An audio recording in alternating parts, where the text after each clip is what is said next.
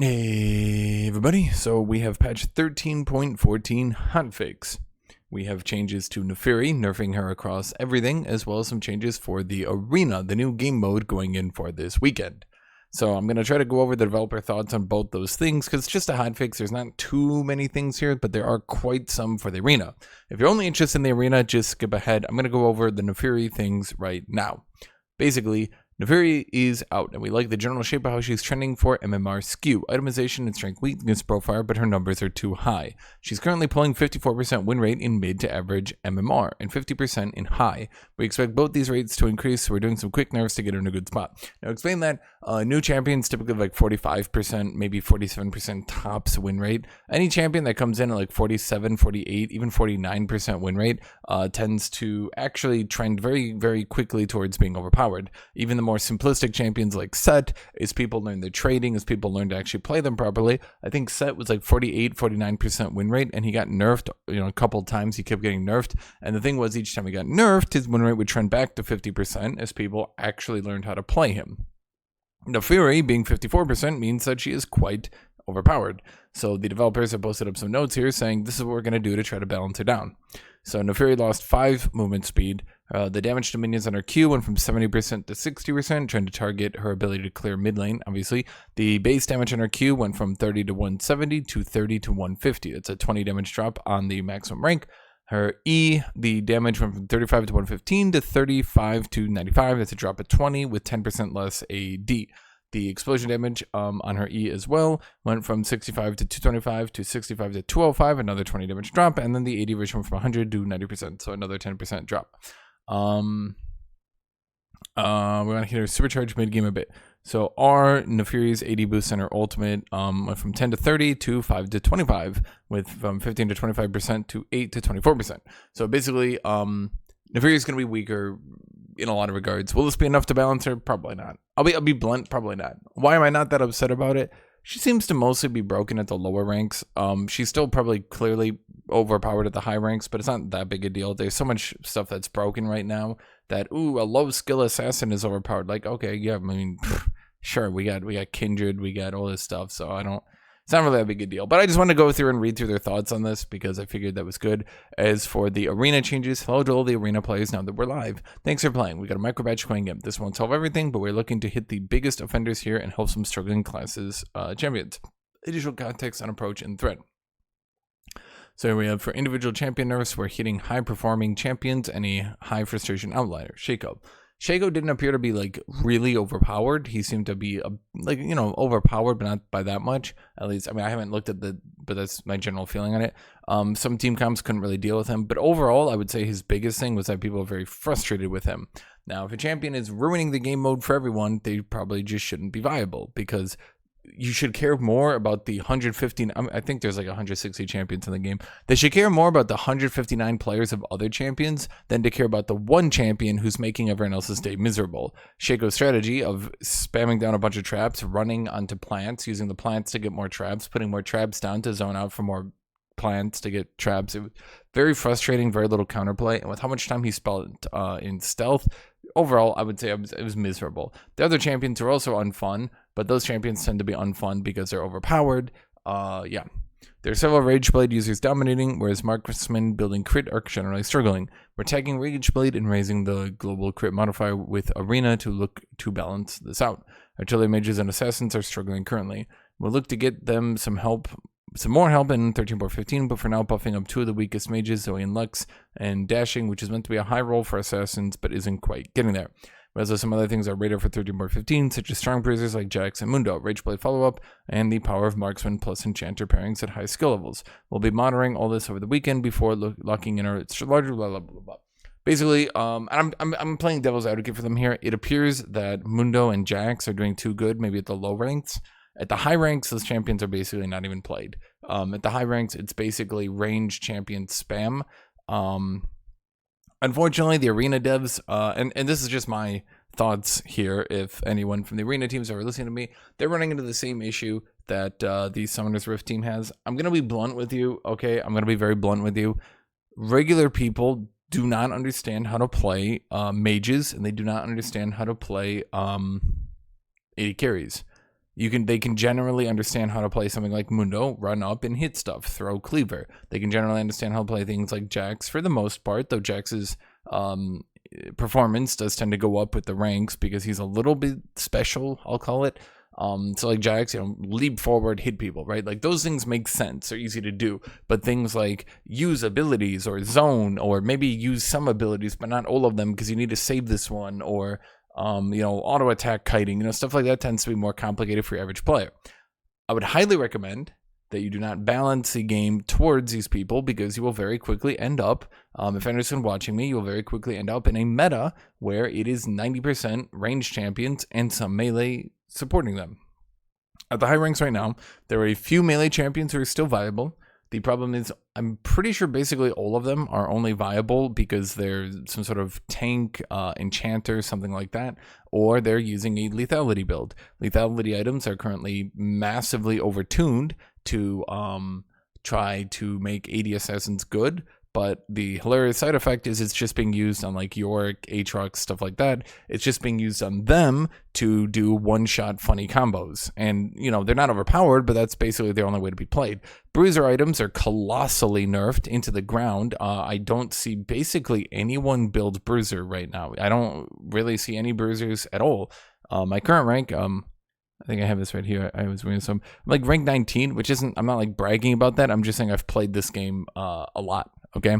And by playing this game a lot, I can tell you that, bruisers basically don't exist anymore. If you actually look at, what everyone's been playing, we have an ADC player, Useless Riven, I'm sure plays Riven. What does he build on Riven? Yeah, you can even see here, he's just using assassin items. You can see some, Anathemas, obviously Anathemas is good in here, but other than that, it's just like assassin items, Eclipse, lethality, yeah. So basically a bruiser, but played with assassin items. So that's an AD carry, one lethality bruiser, a Kale, AD carry. What do we have here? We have another, I'm just showing this to prove a point. We have Vayne, once again, some Jax, I'm assuming to be played as an attempted counter. We have another AD carry abuser over here. I'm just going to go through the top 10 to prove a point. We have another AD carry abuser, sometimes playing a support tank. Over here, we have a Skarner player. Good job on you, buddy. Over here, what do we have on you, buddy? Enchanter, we're assuming for AD carries. Over here, what do we have? Another Enchanter to play for AD carries. West Coast carry, what do you have, buddy? You are a lethality. Yep, he's using lethality bruisers. You get my point here, right? Over here, what do we have? And lastly, nothing. Matchmaking is broken. Okay, so you can see basically my point stands. I was correct. By looking through them, I was correct. There are some lethality bruisers, mostly enchanters and AD carries. And that's basically the meta right now. And I would highly advise that they pay attention to that, because look, I know that you have a lot of unranked players, you have a lot of ARAM players, you have a lot of low ranked players that are coming in and playing the game mode. I would highly suggest that you do not balance the game towards them, because as they get better at the game, we will very quickly run into an issue where there's just going to be some things that don't get played. The problem is, bruisers are the largest class in the game, and by nerfing all their items into the ground, effectively you have AD carries, which are the smallest class in the game. And we've made, I think, about a fourth of the AD carries are viable. Now, in this game mode, about half the champions in the game just aren't viable, period, right? And then, like, of the half that aren't viable, half of those, so a fourth of those are going to be good in some way, and fourth of them will be kind of good, but probably not, the best.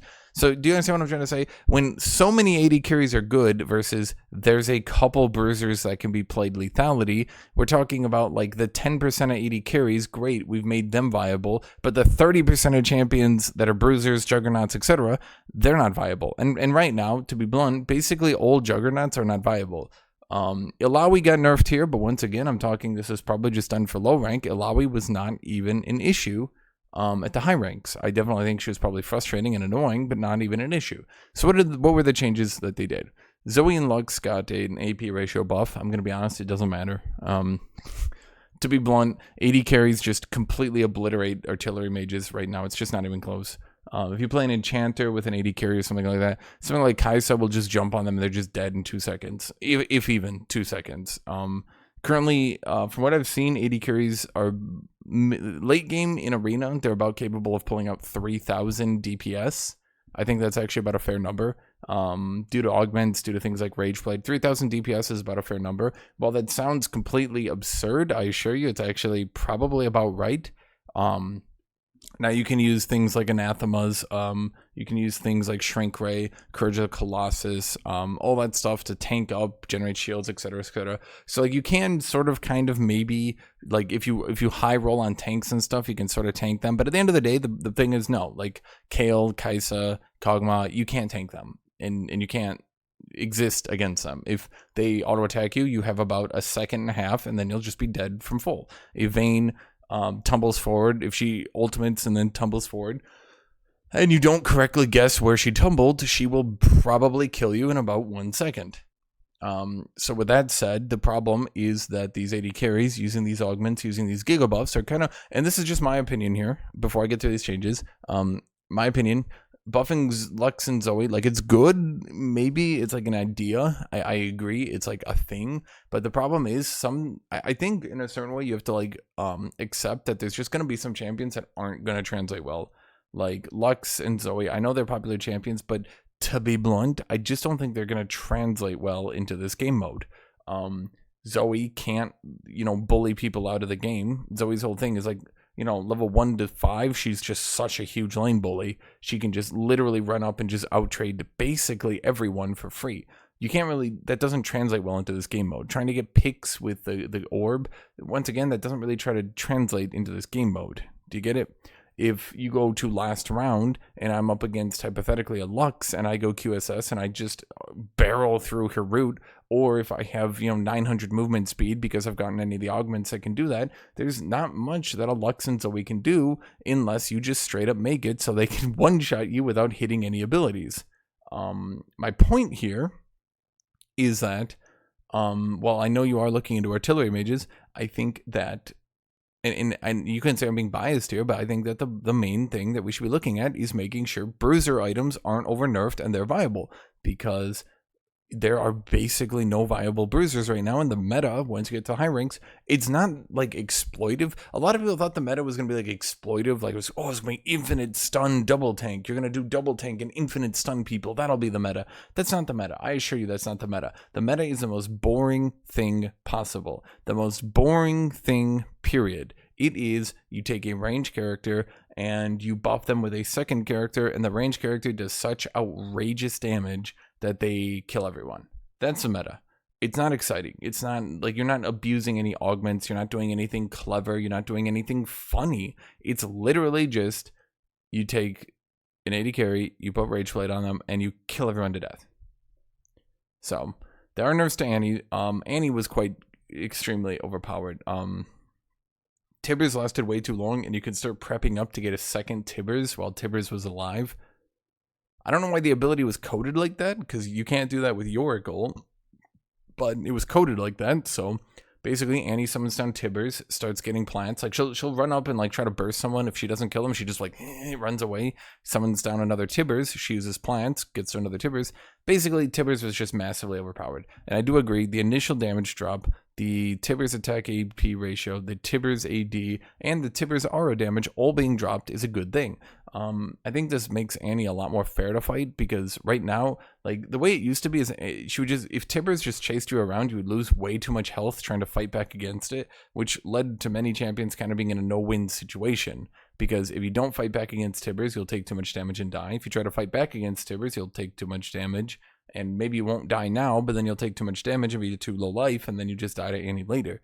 So you were just kind of in a no-win situation fighting Annie, and I think this does help it, but I also think that maybe reducing, if she's still overpowered, I think reducing the amount of time that Tibbers is up would be a very good thing.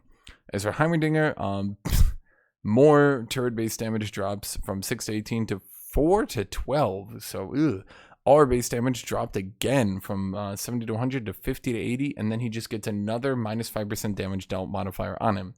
So Heimerdinger turrets at this point have had their damage neutered pretty hard. I'm going to compare this to live real quick here as I go into this, but basically, yeah, I mean, if I look at this and I look at his base, so baseline Heimerdinger turrets do can I see Riot? Okay, so they do 7 to 23 on live. In this mode, they're all the way down to 4 to 12. So their base damage is almost half as much as it used to be. And then, am I allowed to see his ultimate? No, of course I'm not allowed to see his ultimate. His Apex turret, oh geez. On live, it's 80 to 120, and this one's 50 to 80. So once again, about a third of its base damage has been chunked off. Then he just gets a minus 5% damage modifier on top of that. So Heimerdinger turrets, as compared to live, are nerfed pretty hard for this game mode, which I agree with. It's way too easy to abuse Heimerdinger turrets.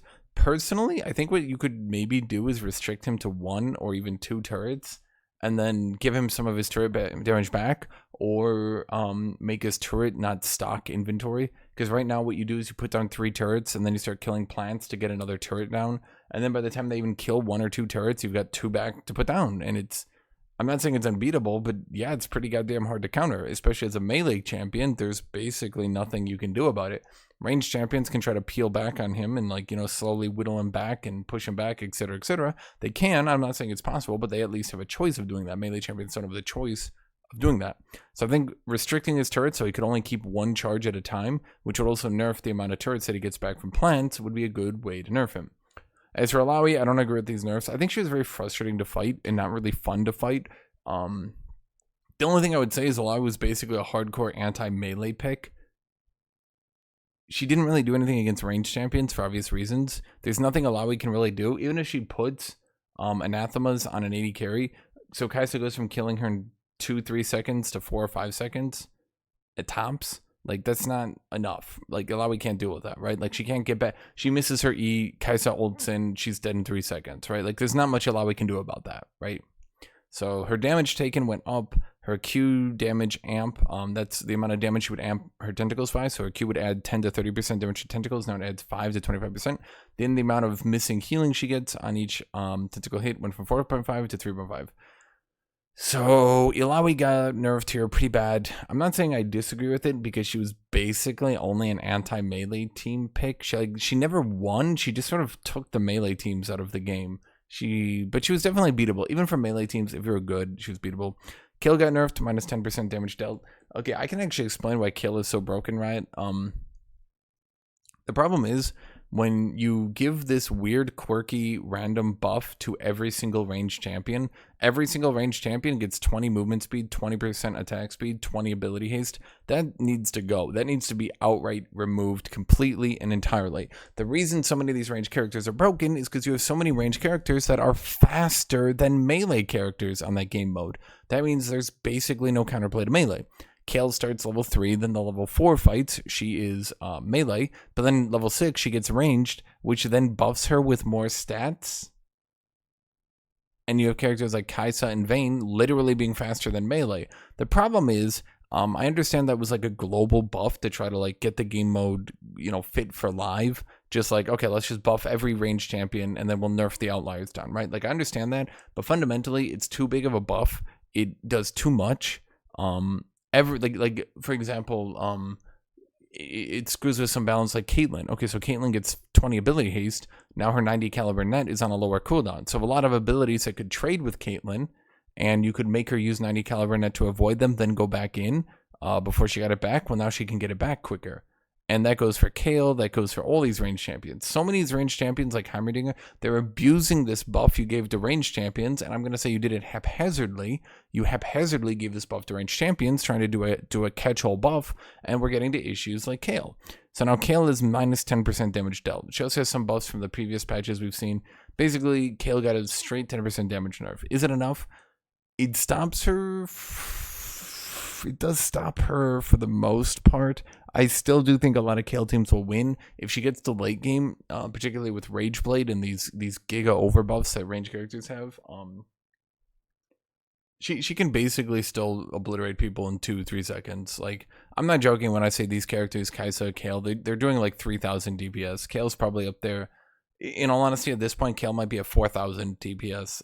It's utterly absurd. I was playing an Aatrox, and I remember this. I'd build Sterix Gauge. I had 6,000 HP. I had Anathemas her, and I run in, and she killed me from full in about 2 seconds. And I was just like, oh, okay. You know, we'd been beating her all game. She got the late game somehow. I don't know how. The other teams must have sucked. And she got the late game, and she just she's got like so much attack speed, and you're dead. And you're like, oh, okay, cool. I guess Kraken Slayer and Rageblade are just giga overpowered, both on Summoner's Rift and then into this mode. Kayn has minus 5% damage dealt, plus 5% damage taken. Okay, I actually disagree with this one. I think Kayn was very, very, very overpowered, but he was very overpowered because of his red form. I think you need to nerf the AD ratio in his red form. Nerfing his blue form and his red form. Like, I understand you guys are just trying to be like, okay, let's just do a nerf here, and because we can't spend too much time on it. I understand that's what you're trying to do, but the fundamental problem is the AD ratio in his red form is too goddamn high. I had a full lethality Kayn. And you need to understand that this game mode has a lot of damage multipliers. Those of you who don't play it or don't play it very often or haven't like watched me play it, you're probably thinking this is absurd. But yeah, I had a full red Kayn who straight up hit me with a it was I think almost a 4,000 damage Q, because you get way more health in this game mode, and there's way more lethality in this game mode, and there's way more armor pen in this game mode. Yeah, I think it was, honestly, I think it was a 4,000 damage Q. You know, both halves of it combined, but I died so quickly. I was literally staring at my screen like, wait, am I dead? How? He only hit me with the one ability. So, yeah, there's clearly a problem with Kayn, is all I'm saying. He went from one-shotting people with his ultimate to now he doesn't one-shot you with his ult, but he does so much damage with his Q that he just obliterates you. And I understand, like, this is an easy change right here, but I think you guys need to go back and just nerf the AD ratio. Yeah. Shaco, his Q cooldown got minus 30 ability haste, so you need 30 ability haste to equalize it out. And his fear duration and his W went from 0.5 to 1 to 0.5 flat.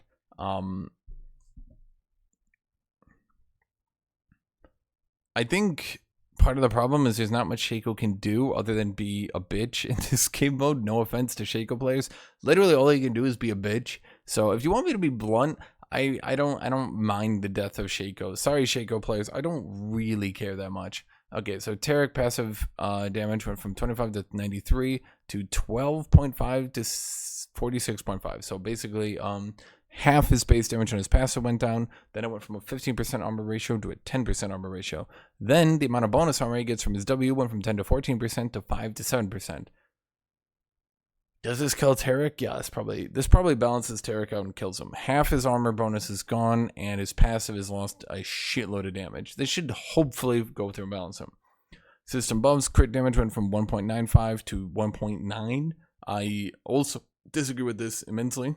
So I'm going to be blunt with Riot on this one. There are so many ways you can break crit champions in this game mode. We're already seeing that the high rank is starting to swap over to champions like Samira because they can use a lot of augments. And I know Rageblade users didn't really need anything, which is why they're so goddamn boring, by the way. They literally just took whatever augment they could find. There was no high roll. There was no low roll. Like, they just killed you because screw it. They just do so much damage, right? Like, basically, if they got anything, they were good to go. And so crit champions need to at least roll decently and do decent builds, which I guess confuses people. But I don't know that this crit damage was a good overall change for the game, because there's a lot of times that you can make abilities crit that already could crit, so now they double crit. You know, stuff like that. Critical defense can... I've literally seen critical defense block 4,000 damage from a squishy 80 carry in one game because they had like lifesteal and stuff like that. So I guess my suggestion here is I would probably revert this change right here, because I suspect by the time I wake up tomorrow that there will be a lot of people stacking crit ADCs because the meta, you know, I'm not saying Rageblade users are dead, but I'm now saying in addition to Rageblade users being overpowered, we're now also going to see crit users being overpowered. So I think my personal opinion here is I don't think you guys are balancing well to keep low rank in mind with high rank, because at high rank people aren't stupid. And I know it's a fun game mode, but the problem is content creation is going to be top heavy, right? And if content creation is top heavy, you know, if all the people are at least competent at the game who are making content, I'm not saying they all are, but if most of them are, then you're going to see very quickly that this game mode will devolve into 80 carry with Enchanter or 80 carry with Tank. And those are the most boring comps in the game because you're literally just playing regular ass League of Legends. You're not doing any funny giga tanking with tanks, okay? You're not doing funny instant, or I should say perma-stun Alistar. You're not doing, I don't even know, even funny quirky Kane one-shots or Yorick Ghoul one-shots, right? Like, those are funny, they're different, right? But 80 carries are the most boring way to play this mode because all they do is they just play the normal game of League of Legends and they literally ignore everything else about the game. They just run up and auto attack you. That's it. They're not using augments. They're not being funny. They just run up and auto attack you. They're just playing normal League of Legends in Arena. And I guess, you know, Arena should be League of Legends, but I feel like they're not like, what's right to put it? They're not doing anything funny. They're just being very basic. Now, Rage Blade is being nerfed. Oh, dashing, the augment went from a 150 ability haste on dashes to 200. That's probably good. I'm going to be honest, it was a little bit underpowered. Yeah, I think they did it to try to high roll buff assassins. Rage Blade got nerfed, 10 less attack speed, 25 less AD, 30 less AP. I'm going to be honest, it doesn't really do anything. Going from 3,000 DPS to 2,900 DPS doesn't really stop 80 carries from like completely dominating God. I've literally not seen a single shift in the meta. Basically, it starts, everyone runs to ban all the Rage Blade users they can find. They ban Kale, they ban Kaisa, they ban Twitch, they ban Vayne, and then whichever one they forgot about here. Who did I forget about? Who's the one I forgot about? I know I forgot about one because aren't there 5? It's Kale, Kaisa, Twitch, Vayne. Who's the last one? Who's the last one? I know there's one. Why can't I think of it? Who is it? Kog'Maw. Then they all just go Kog'Maw. And you leave up Kog'Maw, you ban 40 carries, you leave up Kog'Maw, you'll see 2 out of the 4 teams are going to be using Kog'Maw.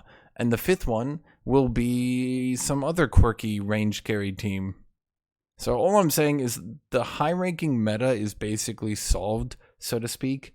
And the problem is it is solved in the most boring way. Now, yes, I do agree. If the meta was like ring out comps, that would be annoying as hell and people probably wouldn't want to play that. But like, it just, to me, the way the game is being played is not in an interesting way. I'm not doing funny things. If I'm fighting bruisers, which very rarely happens because no one wants to play bruisers because all their items are nerfed and they're not very good.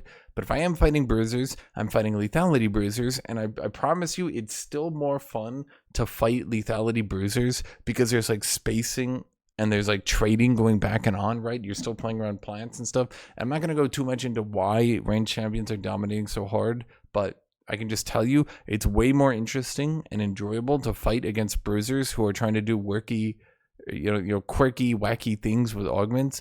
It's more fun to fight against like ranged Udyr who tries to one-shot you than it is to fight Kaisa who one-shots you, or Twitch with scoped weapons who pops his ult and his 900 range and tries to one-shot you from across the map from stealth. Like, it's just, okay, cool. Like, that's just not interesting to me.